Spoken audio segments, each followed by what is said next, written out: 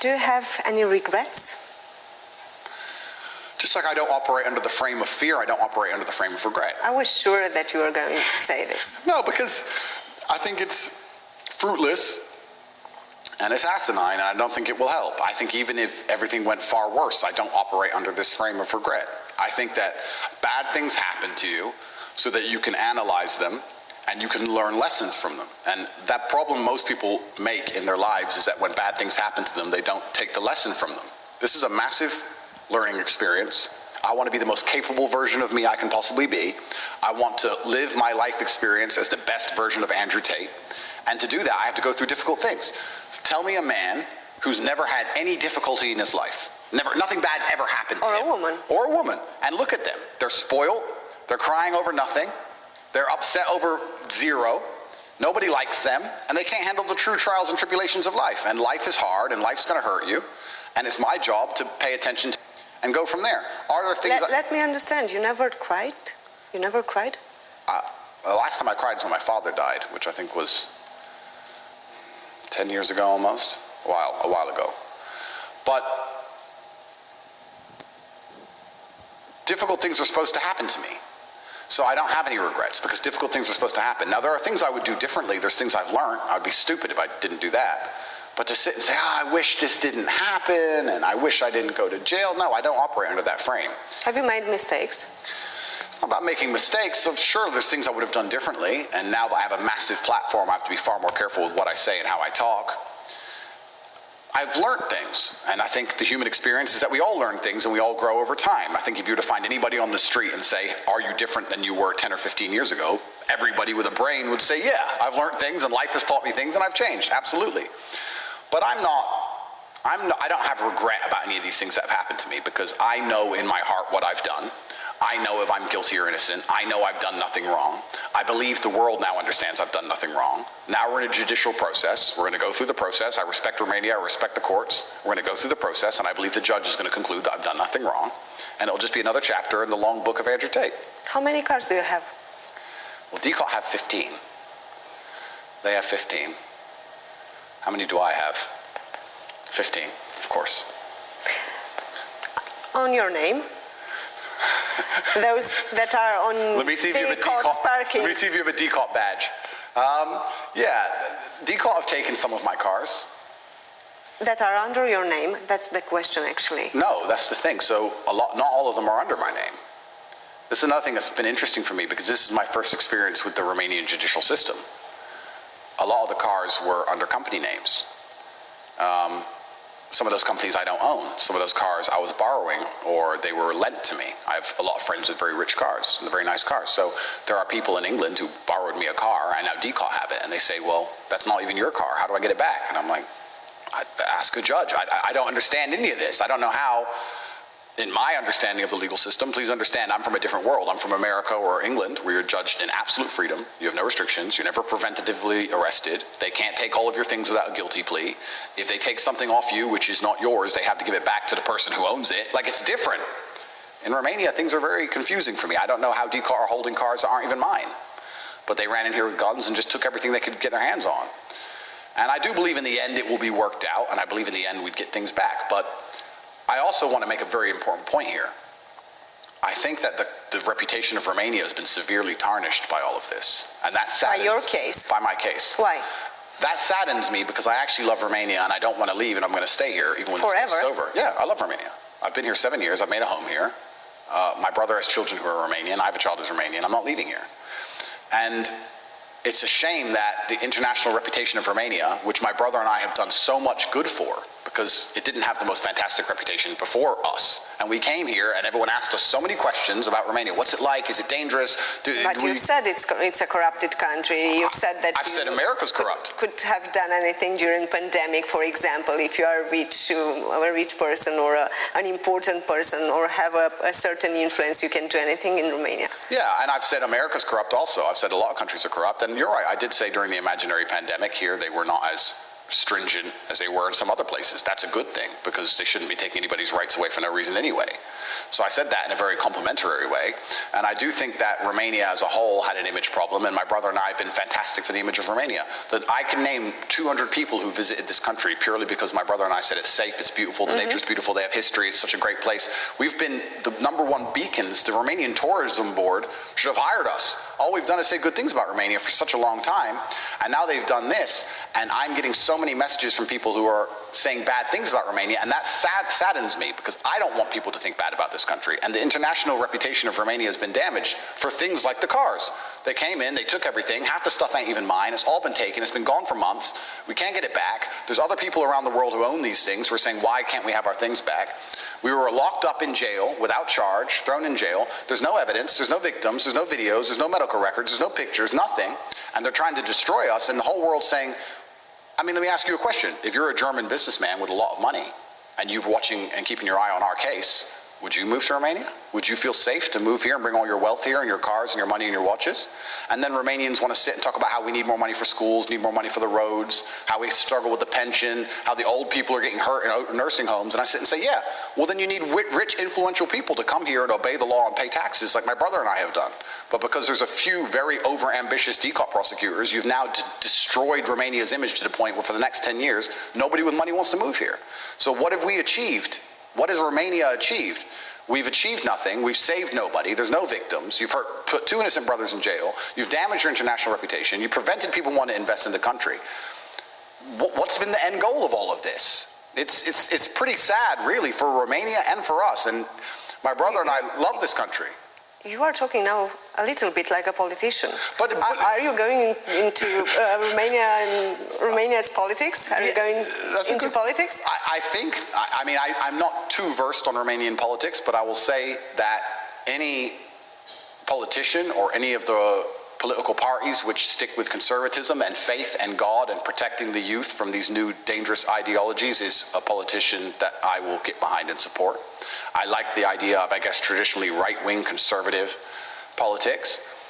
But really... But you won't get into politics? I won't get into politics. My goal is now to beat this, to restore my reputation, and to restore the reputation of this country. The general public is saying, and you know this, that it cannot be smoke without a fire.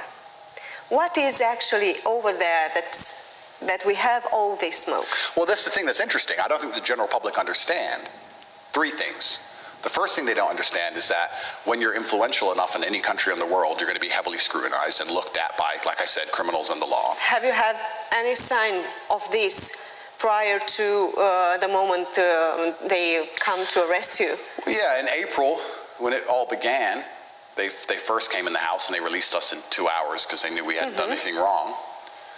And then I understood they were watching me from that point, but I had nothing to hide, so I didn't run away. I had nothing to hide. I knew that they were going to be keeping a close eye on me. I'm too big to not be watched heavily by, it doesn't matter if I move to Switzerland, I will be watched. So I live my life with that in mind. I'm watched everywhere I go, and that's why it's a good thing I'm not a criminal. But I don't think people at home understand, for the general public who say there can't be smoke without fire, how subjective the law is. The law is a very subjective thing. In Romania or in general? In general, in the world.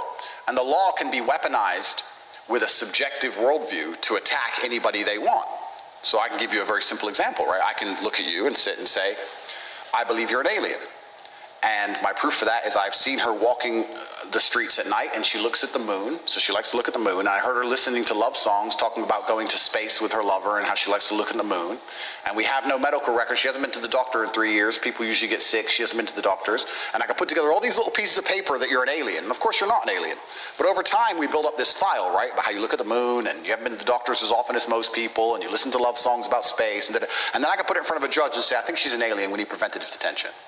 And then it's up to a judge who goes, maybe. And this is how it works. I can do the same thing with anything. Did anyone try to buy your business before that moment? It's a very good question. And I think that there's a lot going on that even I don't truly 100% understand yet.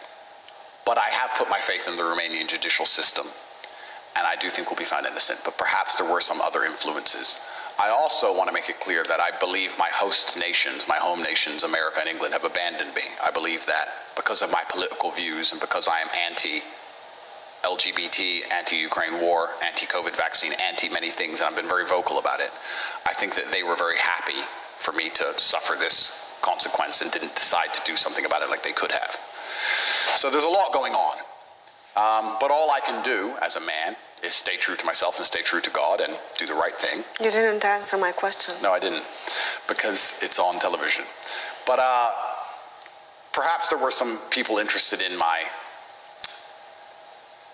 some of my assets before all of this kicked off. Perhaps that had some influence on the case, I'm not sure. Did you order pizza? After that moment when they found you, they told everybody they found you from the pizza box. From the pizza box, yeah. No, I think I was in Dubai for 3 months. I have very good friends over there. I was there for a long time, and then I flew to Prague, I believe, for Christmas, and then I was going to go back to Dubai, and I stopped in Romania for 1 day to repack. Just for a pizza? To repack my bag and get a pizza. Mm-hmm. Repacked my bag, I ordered pizza.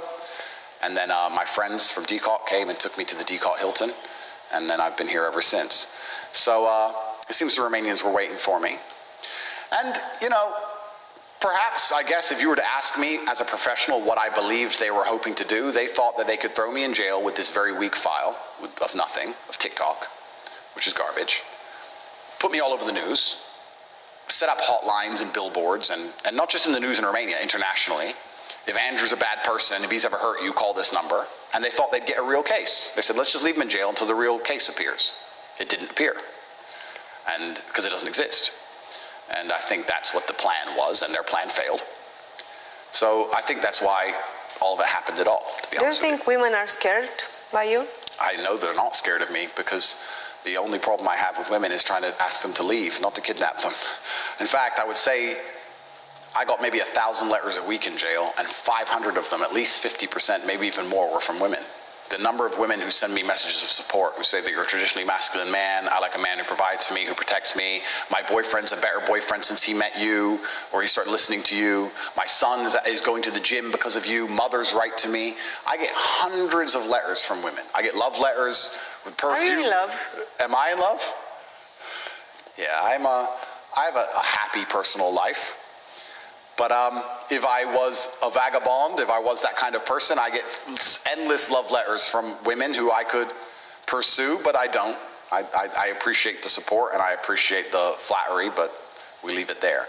But women are certainly not scared of me, and I've never met a woman on the street. You didn't answer. Are you in love? Am I in love? Yeah, sure, I'm in love, yeah. And I have beautiful children. And I want to make it clear, this is the thing that's interesting. The internet sensationalizes and people pretend I'm this big evil misogynist. I've never met a single person on the street who dislikes me, male or female. The number of women, every single woman I see on the street loves me. Oh, you're so funny. Oh, you tell the truth. Oh, it's great. Nobody, I've never had a personal problem with anybody, male or female, ever. You've said about you that you are a misogynist. No, I said, well, I know what you're trying to say. You're saying I said I'm a misogynist. I'm not trying to say anything. I was just... I said I'm a realist, and if being a realist makes me a misogynist, then so be it.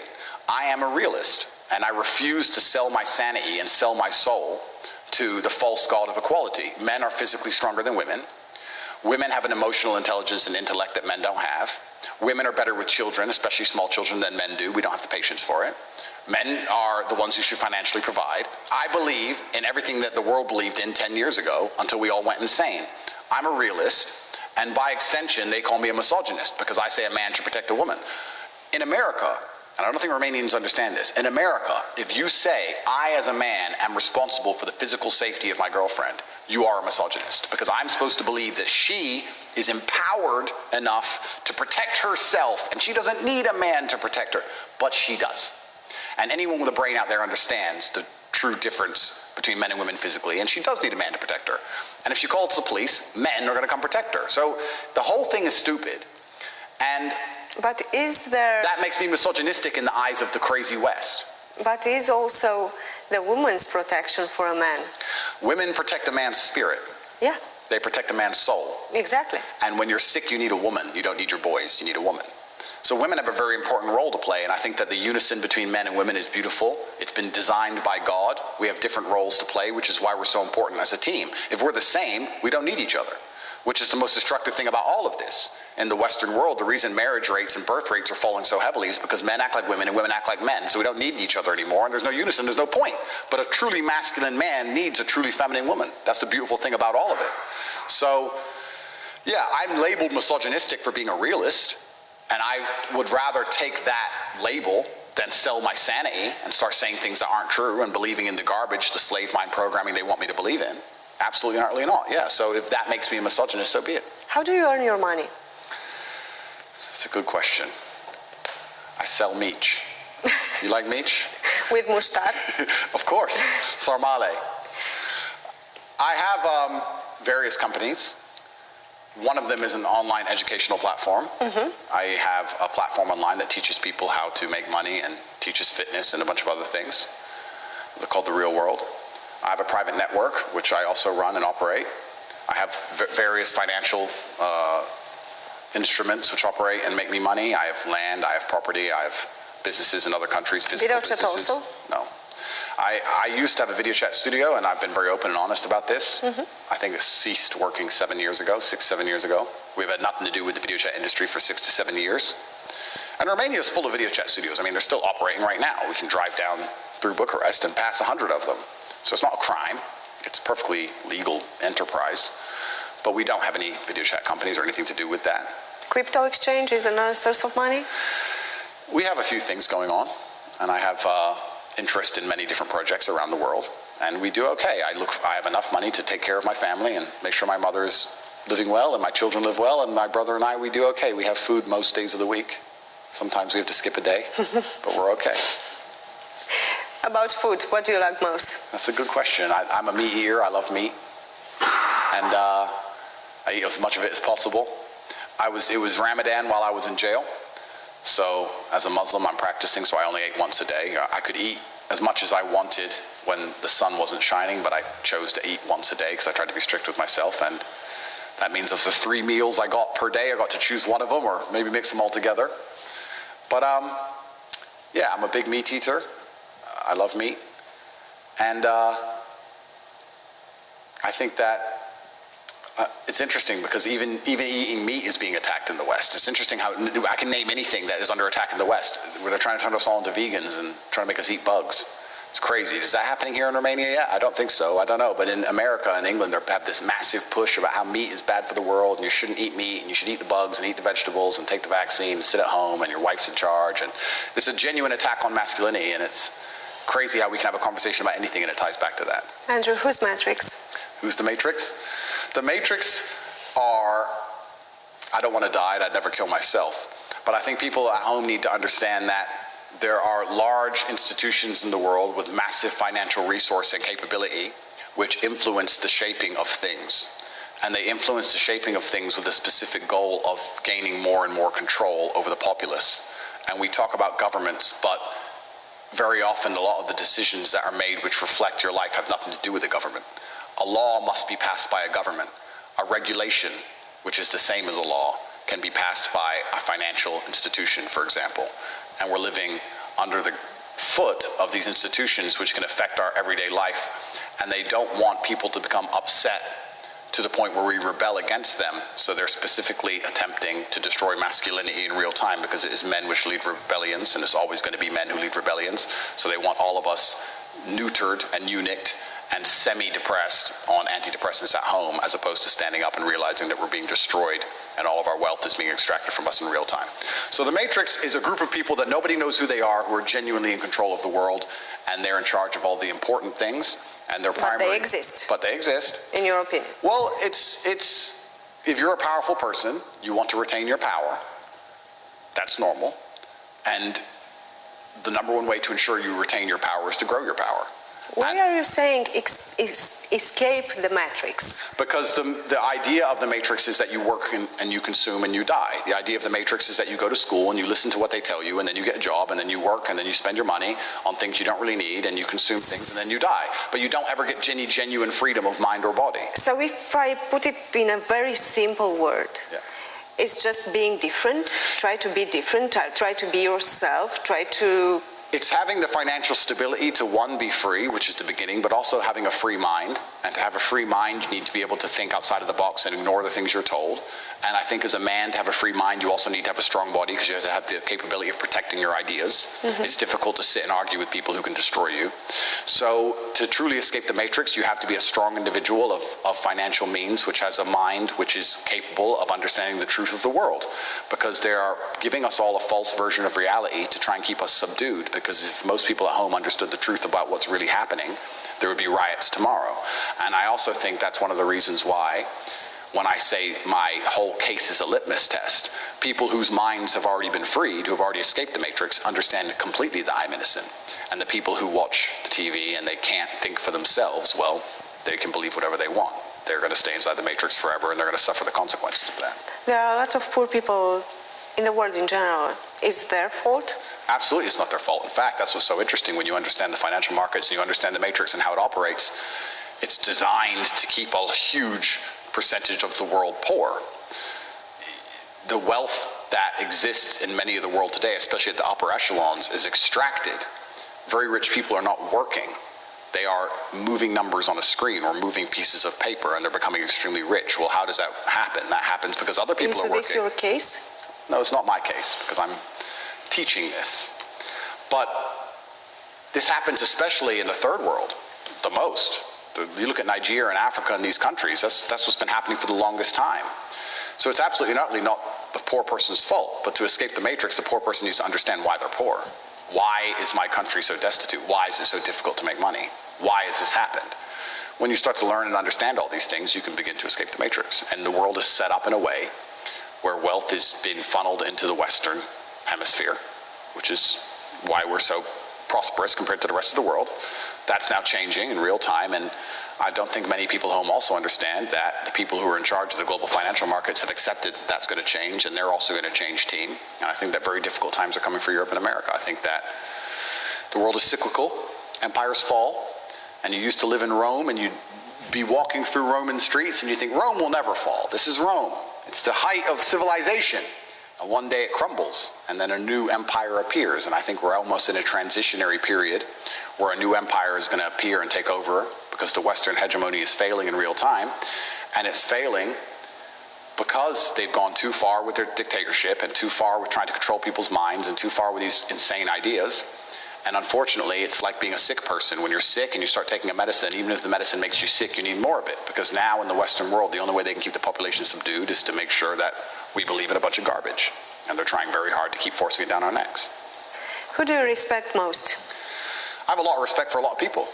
And I respect any person who gets up, works hard, does their job, thinks for themselves, protects their family, provides for their family. I respect the normal man, the hard-working normal man. I think it's one of the hardest existences on the planet because it's one of the least appreciated. Women are appreciated and respected just for being more often than men are because you're beautiful and you can give life, and men want women. And most men go through their lives, don't even get a compliment. I don't think most people realize that a lot of men go through life and nobody even compliments them ever, whereas a woman gets complimented 10 times a day. She doesn't even want them. She's like, go away, weirdo. So I think the normal working man has one of the hardest existences on the planet. If you're a normal guy getting up, working hard, and you're doing that to protect and provide for your family, that's a very difficult life to live, and I have absolute respect for these people. And I also respect, of course, there's some extremely famous, influential people like Elon Musk, who I have huge respect for opening up Twitter for free speech. Absolute respect to him, because he's fighting against a tyranny which existed before when you couldn't tell the truth about anything. I will stop you here just for a second. So you are in the Musk team, in the game Musk Zuckerberg? 100%, because Musk has opened up Twitter for free speech, whereas Meta, which have me banned, they don't allow you to say certain things. And I don't think people understand when we talk about free speech. They think it's just about having an opinion, but it's not that simple. Free speech is the basic underpinning of any democracy, because if you can't tell the truth about anything, then you're living in an absolute lie. We talk about the Matrix. The fact that nobody online could tell the truth about COVID for 3 years is why it took 3 years. If there was free speech, it would have taken 3 months, because nobody was allowed to say, wait, this is stupid. Why are we stuck in our houses? So free speech is extremely important for the freedom of humanity as a whole. So Musk is saving the world. Musk is saving the world. Are you going to train him? I would love to. I think if he's serious about fighting, then perhaps we will. I know him and we interact on Twitter sometimes. And he is very interested in this case. This once again goes back. But he has to come to Romania well, for this training. is the thing. He's very interested in this case. He's retweeted many videos where we've explained the truth of what's happened to us. And this ties back into the reputation of Romania, a country I love, a country I respect, a country I'm invested in, a country I want to live in, a country I'm never going to run away from. Now we have Elon Musk talking about how Romania has treated me unfairly.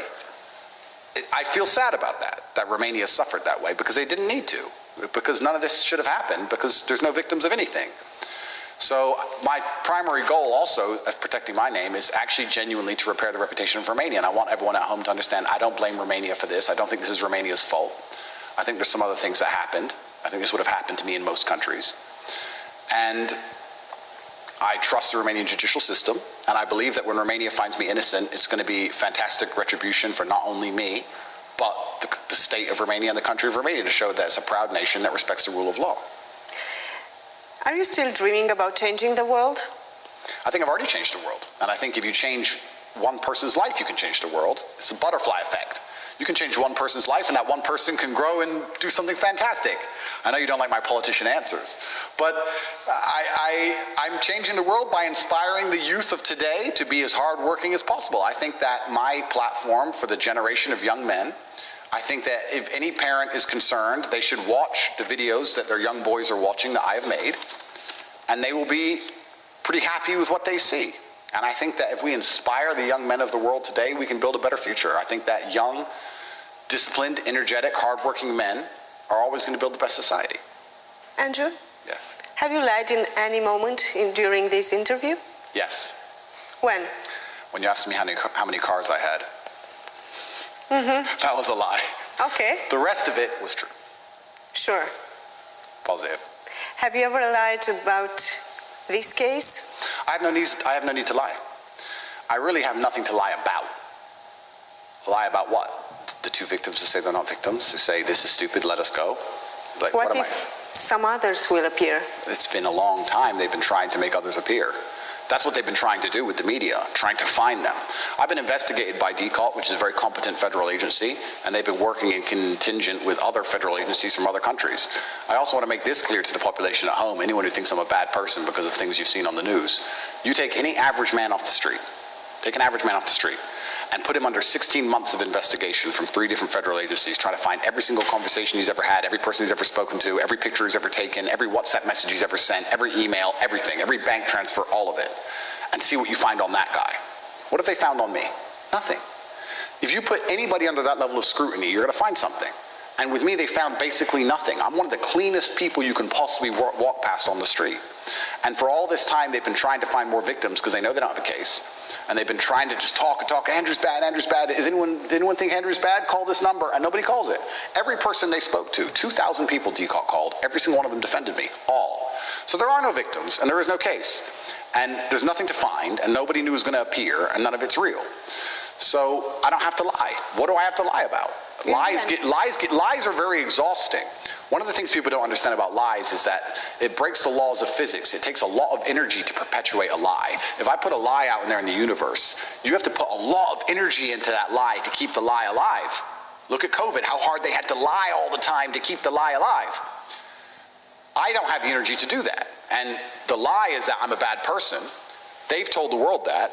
They now have to find a way to continually try to pump energy into that lie, and that's why nobody believes it anymore. It's failing. Lies get exhausted. And as time goes on, the truth is revealed because the moral arc of the universe bends towards truth. The longer something goes on, the more likely you are to find the truth. And here we are after 16 months of investigation, at the end of my house arrest, after 9 months of incarceration, we're here with no victims. And the truth is coming clear to everybody at home. I've done nothing wrong. And then you have to ask yourself, if you want to ask interesting questions, is why did the Romanian state punish me so severely? Why? I don't know. Why did they put us in jail for so long? Why were we under house arrest for so long? I don't know. I can't answer that question. But I'm not going to be bitter about it. I'm not going to be upset about it. I'm going to understand that that was the decision Romania made. And if I respect the safety of this nation, which I do, I have to respect how the courts decide to keep the place safe. But the truth will be revealed in time. Did you ever broke the law in Romania? Well, if I broke the law, I'm sure it would be in the case file. They were following me for a very long time. I think I may have sped once. take me to jail. Oops, I think I did 5 kilometers over the limit. But besides that, no, I have no reason to break the law. That's another thing that's interesting to me, is that in the West, and I only understand the Western legal systems, we talk about motive. When there's a crime, there's a motive for the crime. Why did they commit the crime? Well, why did I commit this crime? I'm asking for the motive. Anybody at home with a logical brain to present to me the motive. I'm already very financially successful. I'm worth hundreds of millions of dollars. I have no need for money. I am very successful romantically. I have no need to rape anybody. So Tate want you to believe that at the age of 35, as a very famous, well-known, world-traveled person with hundreds of millions of dollars, I decided to create a gang to then force women to do TikTok for money, which made no money. And I was going to force and hurt these women who say that I just told them how to post on TikTok and I've never hurt them. And I've done all of this for what? Why? I don't need money. I don't need to force women to do anything. It doesn't even make sense. You don't even have to be a legal professional. You can just be a logical thinking person and look at this guy and look at my case and go, well, he has no need to rape anybody. He doesn't need money.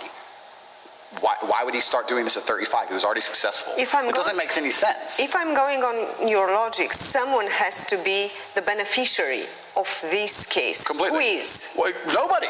That's the thing. I didn't make a penny. According to Tate themselves, I did not make one lei. Nobody made any money. I did this whole big crime for no money.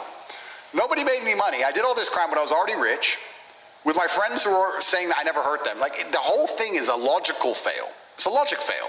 When you commit a crime, there's a goal, there's a purpose. What was the goal and purpose of my crime? Did I want to go to jail? Did I want 3 months in the Tate Hilton? There are two variants in your case, guilty or not guilty. Correct. If you are not guilty, you've explained everything. If they will find you guilty, what will you do?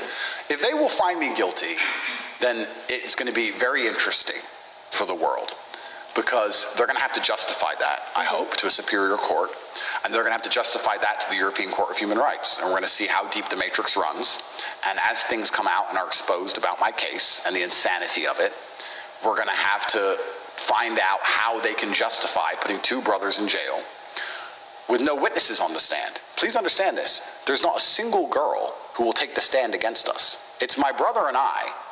All of the victims on our side saying, hello, we're not victims. An empty stand for the state prosecution with nobody on their team. Nobody. Saying you're a victim, you're guilty, you're doing. And it's crazy. Consent. They've thrown the idea of consent out the window, which just doesn't even make sense. The difference between rape and sex with a partner is consent. If girls ask me to help them on TikTok and I help them on TikTok, and they say, thank you for helping me on TikTok, and I say, no problem, I'll help you anytime you want. You can't then come along and say, she's a victim, he's guilty, and because he was so nice to her, because he's a nice man, he used the lover boy method.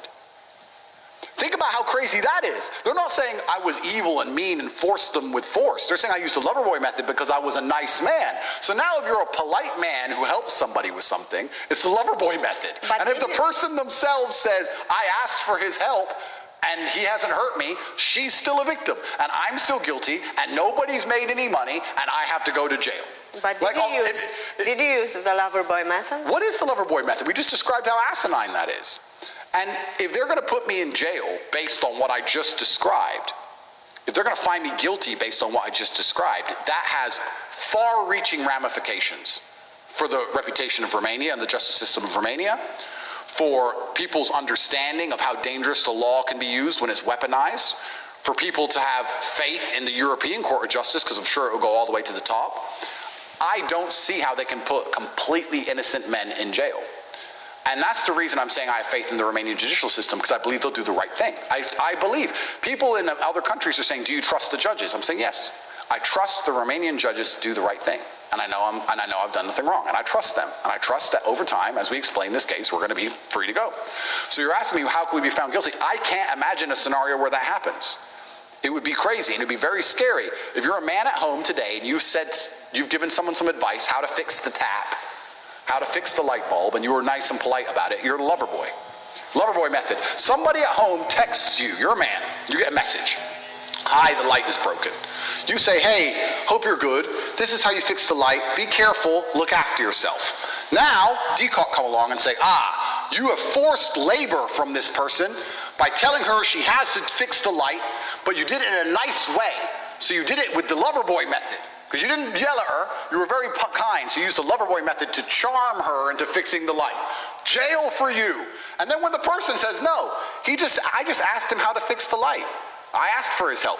Quiet, you're a victim, quiet. Here's a statement saying I'm not a victim. Ignore that. No, here's 10 statements they made saying they're not victims. They threw that out. No, you are a victim and he is bad and he used the lover boy method because the light is repaired. It's crazy. And it's scary because they can do this to anybody. They've done it to me now, but they can do it to any man they don't like.